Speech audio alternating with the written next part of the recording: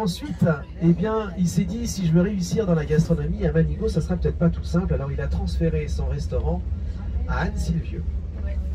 Son restaurant à Anne-Sylvieux, eh bien, a brûlé. Il l'a transféré à Verrier-du-Lac, la Maison Bleue. Et c'est là où il a eu toutes les récompenses, on va dire. La note suprême au Goethe-Millau. Il y avait aussi 20 sur 20 donc au Goethe-Millau. Il a eu les 3 étoiles au Guide Michelin et j'en passe. Et quand il travaillait l'été à Annecy, l'hiver, il avait ouvert la ferme de mon père à Megève. Et puis ensuite, il a eu un grave accident de ski. Il a rendu toutes ses étoiles. Et la dernière création qu'il a réalisée, eh bien, c'est le bâtiment que je vous ai montré. C'était une fondation. Dans cette fondation, qu'est-ce qu'il y avait? Eh bien, il y avait une école de cuisine, un partenariat avec l'éducation nationale, où il recevait les enfants pour leur apprendre ce qui était bon à manger et ce qui ne l'était pas. Également le travail de la nature et notamment des abeilles. Il y avait un parcours botanique, un amphithéâtre extérieur, mais aussi un restaurant d'une 20aine de couverts.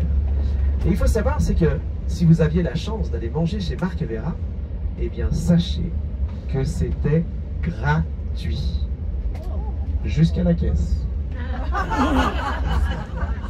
Il proposait un menu de 12 plats à 395 €. À ça, il fallait ajouter un petit billet pour les boissons, mais c'était, comme vous dites, donné. Alors vous avez remarqué, j'ai employé l'imparfait. Ben oui, c'est que depuis le Covid, eh bien, il n'a pas réouvert et maintenant c'est sa fille qui a repris. C'est Élise. D'ailleurs, le bâtiment s'appelle le hameau de mon père. À votre droite, ici, le bâtiment, eh bien, c'était le premier restaurant de Marc Vera. L'Éridan, le nom d'une constellation. À croire que Marc Vera avait déjà la tête dans les étoiles. Et ça tombe bien, parce que c'est le seul chef de cuisine à avoir eu 3 fois 3 étoiles au Guide Michelin. Petite entorse en fin de carrière, parce que vous n'êtes pas sans savoir, c'est qu'on lui a enlevé une étoile. Oui. Alors je peux vous dire qu'en ce moment, avec le Guide Michelin, eh ben, c'est la guerre des étoiles. À votre gauche, un bâtiment allongé là, eh bien, c'était la maison natale de Marc Vera. Autrement dit, eh bien, c'était une ferme transformée en hôtel-restaurant exploité par sa sœur Marie-Ange, qui elle-même est décédée il y a maintenant une 15aine d'années. Joli le truc. Alors, ils ouvrent un petit moment l'hiver et un petit moment l'été. Alors, vous n'êtes pas sans imaginer, c'est que le prix du terrain à Manigo, c'est pas donné. À tel point, c'est que des fois, quand on a acheté le terrain, on n'a plus beaucoup de sous pour faire la maison. Alors, vous savez ce qu'on fait? Eh bien, regardez, on fait comme ici à droite. On construit la façade avant. Puis quand on a retrouvé des sous, on peut continuer. C'est comme ça. Alors, si on regarde un petit peu l'architecture de nos chalets, nous avons 3 signes distinctifs. Peut-être avez-vous déjà entendu parler de la toiture en bois qu'on appelle une toiture en tavaillon. Tavaillon, regardez à votre droite, ici, une toiture en bois, c'est du tavaillon. C'est du bois de pays, hein, c'est du mélèze, de l'épicéa ou alors du red cedar, du cèdre rouge. On en a une deuxième sur le 4e chalet à votre gauche. Vous voyez, cette belle toiture en tavaillon. Durée de vie, environ 25 ans. Deuxième chose, eh bien, on va parler du solaret. Est-ce que vous savez ce que c'est qu'un solaret? C'est une tuile. Pas le solaret du Car, hein, qui sera Genève. Alors, Un balcon. ouais, c'est un petit peu un mélange de tout ça. Le solaret, eh bien, autrefois on trouvait ça dans les granges. C'était un système de ventilation naturelle pour éviter que le foin ne fermente et ne prenne feu. Alors, je vais vous en montrer, là. Je vais illustrer tous mes propos. Et puis aujourd'hui, eh bien, on retrouve ça sur les chalets, soit sous forme de galerie. Regardez à votre droite, sur le chalet qui est là, on voit des planches écartées en haut à droite. Voilà, un solaret. Et également, le dernier détail d'architecture, eh bien, c'est le balcon à jupe Manigodine. Ça, on le trouve au premier étage des chalets. Un balcon qui se compose de 2 parties. Sur la partie haute, baraudage vertical, sur la partie basse, des planches inclinées. Regardez à droite. Et bien voilà, un balcon à jupe Manigodine. Alors Jimmy, notre conducteur, lui, il préfère les mini-jupes Manigodine. Mais ça, c'est un autre débat. Voire même un autre débat. Oh, c'est chaud, c'est chaud. Oh, c'est chaud. Oh là là là. Regardez à votre gauche, au premier étage, le balcon à jupe Manigodine. En haut à droite, le sol au milieu du petit hameau là. Regardez à votre gauche. Un petit dernier exemple. Tout ce que vous pouvez voir ou ne pas voir en face de vous fait partie de la commune. Une commune de 4400 hectares. Ah oui, d'accord. Dont 1250 de forêt. C'est joli. C'est magnifique. Nous sommes 1012 Manigodins, Manigodines. C'est comme ça qu'on appelle les habitants de Manigot. Et l'hiver, ça passe à combien alors? 10 000. Beaucoup. Ah bah avec ça, on est bien avancé. C'est un peu politique comme réponse. Beaucoup. Beaucoup, oui. 15 000. Eh bien, l'hiver, nous passons à 10 500 résidents. Waouh. Alors, vous l'avez compris, station de sport d'hiver. Oui.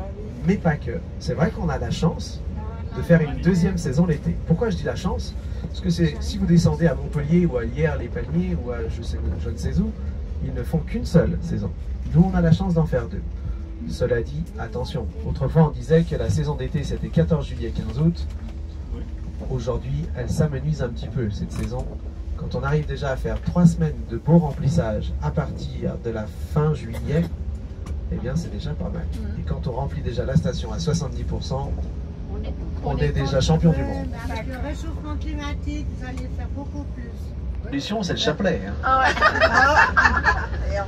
Parce que nous sommes partis du sommet du col de la Croix-Frie, altitude 1000. Et en descendant, vous faites. Non, bon, en descendant, ça va mieux. Savoir où sont les... Et à droite, on parlait tout à l'heure du mont Sulin. Vous voyez, ça ressemble un petit peu à un volcan. J'avais Jimmy qui me disait plutôt que ça ressemblait plutôt à une paire de fesses. Mais non, c'est vrai, Jimmy. Non, C'est pas vrai. C'est vrai. oh, ça, on n'est pas couché. Hein. Bon, on va boire l'apéro après, hein. Il y a des moutons au bas. Ils ont du mal à rester sur la commune.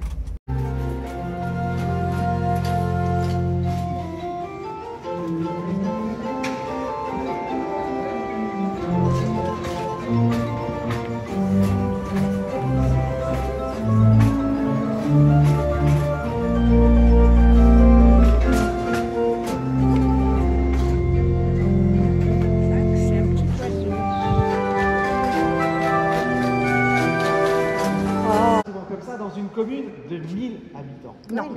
Alors c'est vrai que d'habitude quand on rentre dans une église, bien souvent, on voit un orgue souvent en tribune, plutôt mal éclairé, on n'entend pas, puis surtout on ne sait pas comment ça marche. Et bien moi mon but du jeu, c'est quand vous franchirez la porte de sortie de l'église, ce que je voudrais, c'est que vous sachiez tout d'un orgue. Ça va durer 2-3 heures. Et alors on peut souffler, non? Anigo, je vous propose de vous transporter dans les années 1990. 1990. Alors pourquoi les années 1990? Eh bien tout simplement sur les communes avoisinantes qui forment les Aravis. Quand on parle des Aravis, ce sont Thônes, les Villars-sur-Thône, Saint-Jean-de-Sixte, La Clusaz, le Grand Bornand et Manigot. Eh bien figurez-vous que sur ces 6 communes, on avait une école d'orgue. À l'heure où les prêtres, ça ne court pas les rues, les organistes, ben, c'est pas beaucoup mieux, eh bien figurez-vous que nous avions une 12aine d'élèves à l'école d'orgue des Aravis. Ce qui est tout simplement énorme.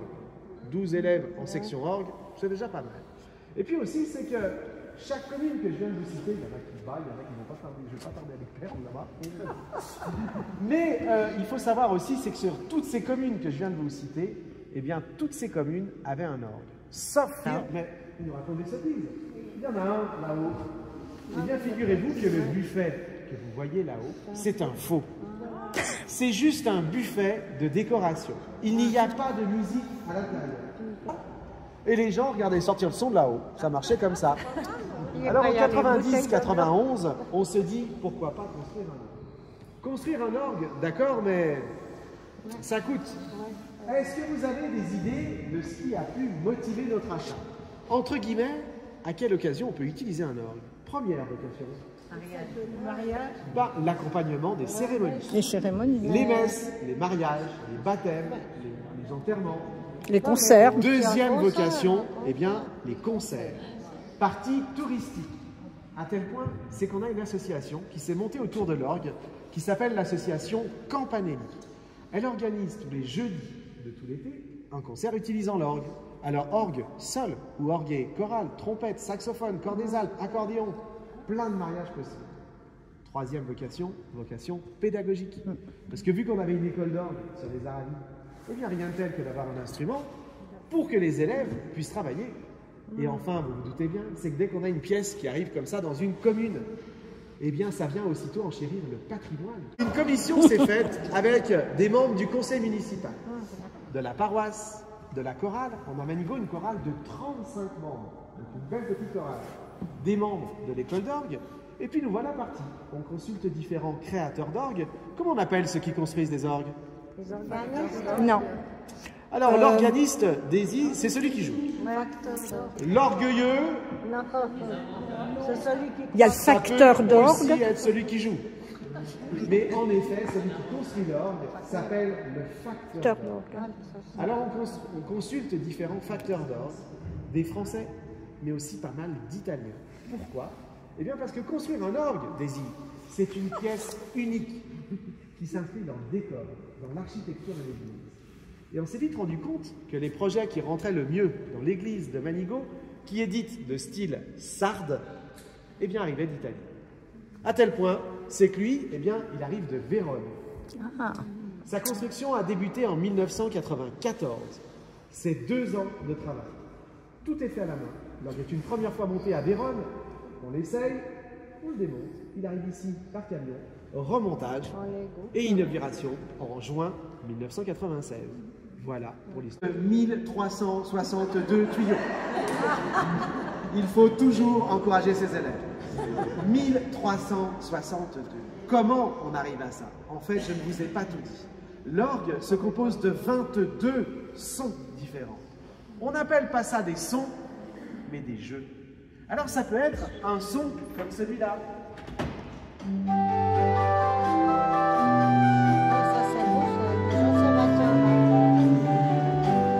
Ou alors un son comme celui-là.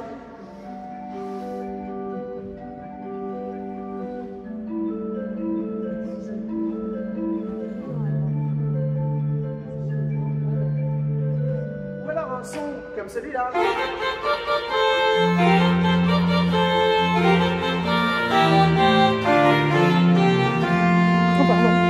Ou alors encore un son comme celui-là.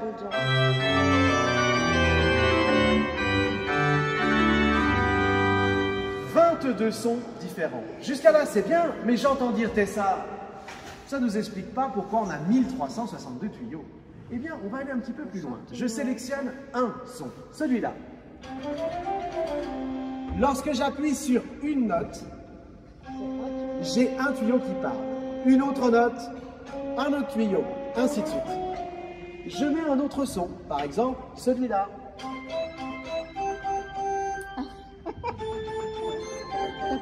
Très bien. Ça, on connaît par cœur. Eh bien, cette fois-ci, lorsque j'appuie sur une note, je n'ai plus un tuyau qui part, mais 2. Le premier et le deuxième. 2, 3, 4, 5, 6, 7, ainsi de suite, pour une note. Ensuite, j'ai un premier clavier ici de 54 notes. Deuxième clavier ici, 54 notes. Ça fait 100. Troisième clavier, il est où? Eh bien oui. Ici, Tessa, j'ai un clavier où je peux jouer exactement la même chose qu'avec les mains, sauf que je vais jouer avec les pieds. On aurait pu appeler ça, Thérèse, non Jeannette, un clapier. Mais oui, mais le nom étant déjà pris, on a appelé ça un pédalier. Ici, j'ai 30 pédales. Voilà, pour les coureurs. 54 touches au premier clavier, 54 touches au second clavier, multiplié par 22 sons. J'arrive à mes 1362 tuyaux. Mais là, quand c'est le même tuyau, c'est d'après la poussée d'air. Ouais. Donc voilà, faut faire moins d'air ou plus d'air. Non. Non. Plus ou moins de tuyaux. La poussée d'air est la même. Je vais vous expliquer après. Vous avez dit qu'un seul tuyau. Donc, s'il y a plusieurs sons dans un seul tuyau, c'est où le Waouh! Que de tuyaux. Voilà Une partie. des tuyaux. Tout d'abord, des tuyaux métalliques. C'est un mélange d'étain et de plomb. Soit mon tuyau est poli, dans ce cas-là, il a cet aspect-là. Ou alors, à son état brut, Ah oui. ici. Mais aussi des tuyaux en bois, regardez. Une autre sonorité. Plus le tuyau est large et grand, plus la note sera... Grave, non. Ou forte, grave et forte, non? Non. Bon. Je me tais. Bon, Je me tais. chance sur deux. Plus le tuyau est large et grand, plus la note sera grave. Et plus le tuyau est maigre et court, plus la note sera... Vous êtes trop fort. Ensuite, j'ai deux familles de tuyaux. Je vais vous les présenter. Tac. Je vais aller les chercher. Tuyau flûte.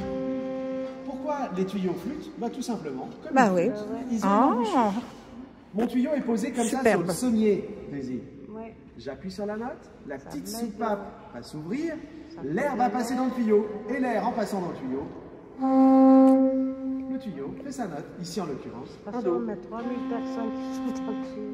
Ok? Mais j'ai aussi une deuxième famille de tuyaux. On va les appeler les tuyaux trompettes. Pourquoi Bah les tuyaux oui. trompettes? Eh bien, ce sont les sons comme ça. Attention.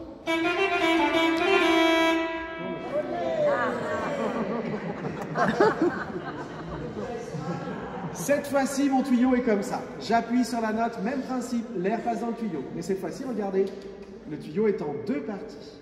Et avec l'arrivée de l'air. Ici, j'ai une petite hanche métallique qui va vibrer et produire le son de la trompette.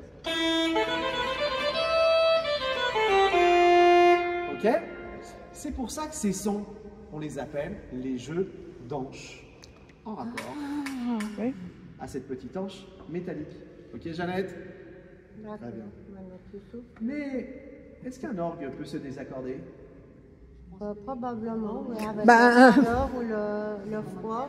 C'est pour cette raison que dans les églises où il y a des orgues à tuyaux, on va mettre le chauffage avant que les paroissiens arrivent et ensuite on coupe tout pour que l'orgue revienne juste. Deuxième ennemi, l'humidité. À tel point, juste là derrière, j'ai un petit purificateur d'air pour régler l'hygrométrie. Troisième chose, on a dit c'est un mélange d'étain et de plomb. Ce qui veut dire que c'est un alliage qui est plutôt souple. Vous prenez le tuyau, vous le faites tomber, ça va le cabosser, la note en sera faussée. Alors est-ce que je peux réaccorder mes tuyaux? Oui, en C'est ça. les polissant, je sais pas. Oui. Faut Eh les bien, retirer. Oui et non. Un tuyau comme ça, les tuyaux flûtes, je les accorde une fois à la création de l'orgue en fonction de la longueur et du diamètre. Si ensuite il est désaccordé de par l'humidité ou la température, je ne peux rien faire sur le tuyau. Il faut que je corrige les événements extérieurs, autrement dit, l'église, la température par exemple. Mais en revanche, ceux-là, je peux les accorder. Parce que sur chaque tuyau, j'ai une rasette. La rasette, c'est quoi? C'est la petite baguette métallique qui est juste là, qui vient se poser sur l'anche. Et si je descends ou je remonte, je vais régler la vibration et de ce fait, j'accorde mon tuyau. Par contre, si celui-là ou celui-là, il est cabossé, tant bien que mal, je peux essayer de le décabosser. Si en le décabossant, je fais un trou dedans, C'est pour les sons hein, qui se transmettent ensemble. Après, il y a tous les sons différents. alors, ici Jeannette, c'est pas pour étendre le linge, hein. Là encore, tout est mécanique. C'est-à-dire que pour arriver à mes petites...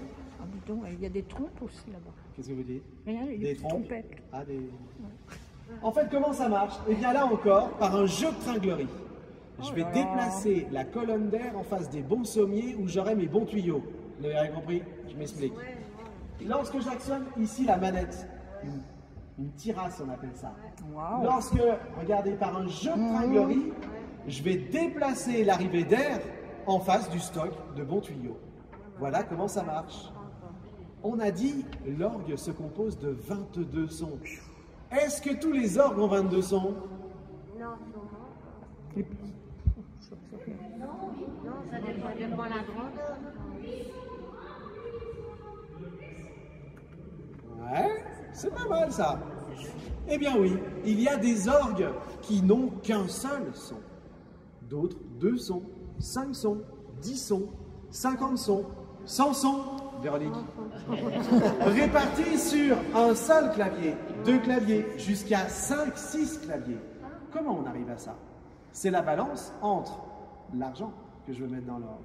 Parce que plus je rajoute des sons, plus ça coûte. Et aussi la grandeur de l'église. Vous avez les yeux. Ah bah oui. Je suis en train de vous hypnotiser. Je compte jusqu'à 3 et... Et à Notre-Dame, il y a combien? Il y a 8000 tuyaux. Alors, autre chose, ça nous permet aussi, plus j'ai de sons, plus j'ai de capacité des sons différents. On dit que l'orgue, c'est un petit peu un orchestre à lui tout seul. On a des sons qui vont ressembler à des flûtes, à des voix humaines, à des cornets, à des trompettes, à des saxophones. L'orgue vient imiter les instruments. C'est aussi notre façon pour jouer plus fort ou moins fort. Par exemple, lorsqu'on accompagne un cantique, le couplet, les gens connaissent peut-être pas très bien. L'organiste, il ne faut pas qu'il joue trop fort, autrement il va recouvrir les gens qui vont chanter. Arrive le moment du refrain, où là il y a beaucoup plus de gens qui vont chanter, et bien il va mettre plus de jeu pour être plus fort, et là au contraire soutenir toute la chorale qui va chanter.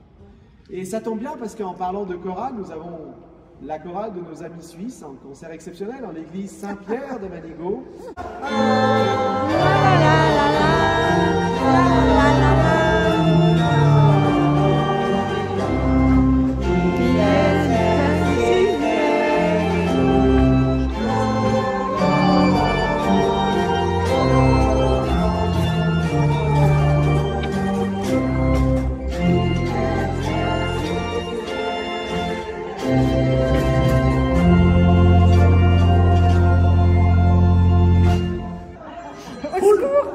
Bon, alors, le couplet, où les gens connaissent moins bien, eh bien l'organiste, il va par exemple utiliser son premier clavier en mettant pas trop de son pour pas être trop fort et pas recouvrir les gens qui vont chanter. Ça donnera ça. Arrive le moment du refrain, où là il y a beaucoup plus de participation. Et bien qu'est-ce qu'il va faire? Il va utiliser son clavier principal, on l'appelle le grand orgue, où il va mettre plus de jeu pour être plus fort. Et là, au contraire, soutenir toute la chorale qui va chanter. Ça va donner ça. Et il y a un phénomène mécanique. C'est que plus l'organiste va jouer fort, plus les gens vont oser chanter. Et ça a encore marché aujourd'hui avec la chorale de nos amis suisses en concert exceptionnel en l'église Saint-Pierre de Manigo, sous la direction de notre chef de chœur renversante, Daisy. Petit extrait sans l'option. Ensuite, je mets l'option et vous me dites la différence que vous avez entendue. On y va, Jeannette? Je suis marié, j'ai...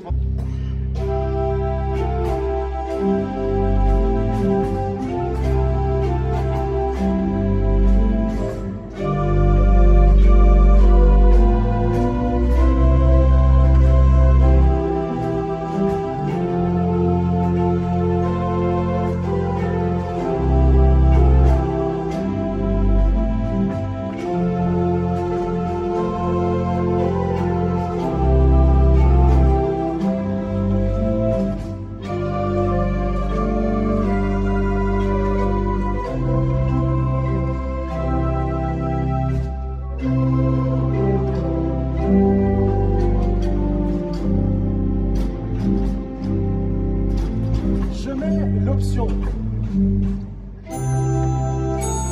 Ah, il y a les cloches.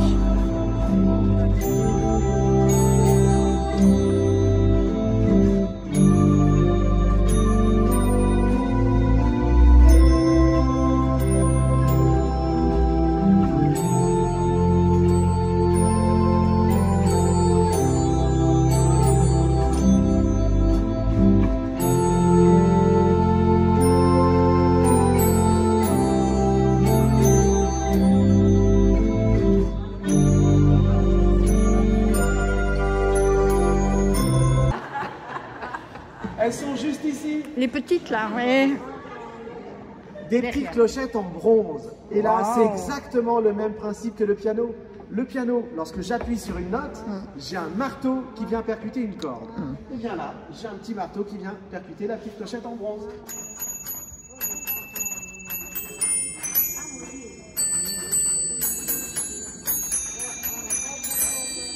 Ok?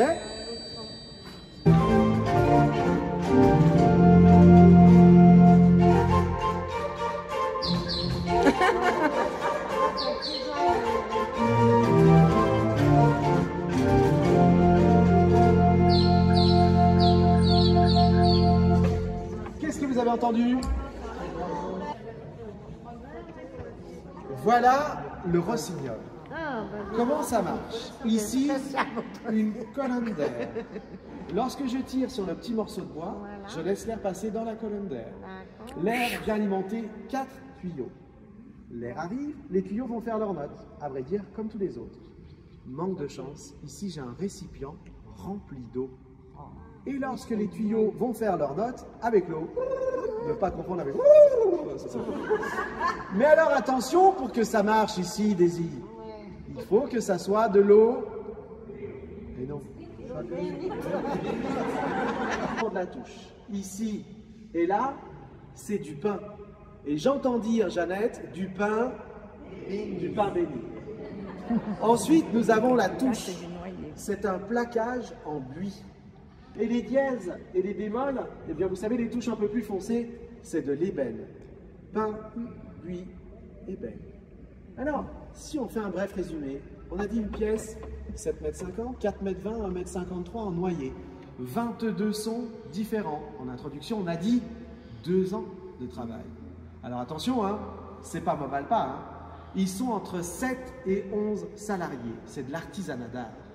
Tout est fait à la main. Que ça soit les tuyaux, ils ont leur mélange d'étain et de plomb dans le chaudron, ils étendent, ils roulent, et on voit bien que la 1 050 000 francs. Ah, dis donc, c'est le moins cher que je pense. Francs français. Ah, bon, dis donc. Ce qui veut dire C'est pas si- 150, 160 000 euros. Hein? Alors votre réaction? Non, c'est incroyable ça. Eh bien, c'est vraiment pas cher. Non, c'est pas cher. Cela dit, il est important d'ajouter 2 choses. L'orgue a été acheté en 1995. C'est ça. Ouais. Si aujourd'hui, vous allez voir Barthélemy Formentelli, le facteur d'orgue, vous lui dites, je voudrais exactement le même orgue qu'à Manigo. 150, 160 000 euros. Tu peux plus courir. Alors je lui ai posé la question à Barthélemy en disant, mais ça coûterait... Ah, mais vous avez qu'à jeter les... Ça va 600, 800 000 euros. Voilà la fourchette. Mais vous devez aussi vous dire, Manigo, 1000 habitants, comment ils ont fait pour financer ça? Eh bien, il faut savoir, c'est qu'il y a eu une subvention de l'État, Conseil général, régional, ADAC, à la hauteur de 28%. Ensuite, il y a la paroisse qui a participé, à la hauteur de 24%. Ensuite, il y a eu des dons, souscription publique. Ça a plutôt bien marché, ça a rapporté 29%. Il restait donc à financer par la mairie le solde, soit 19%. Donc une affaire rondement menée. Ah oui, tout ça. Il est Est-ce que vous...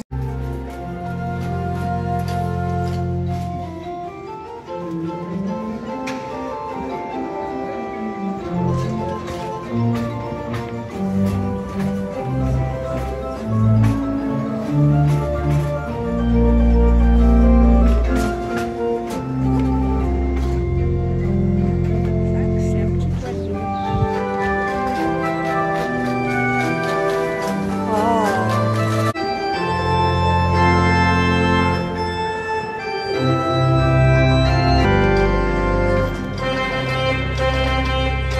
Ah bah.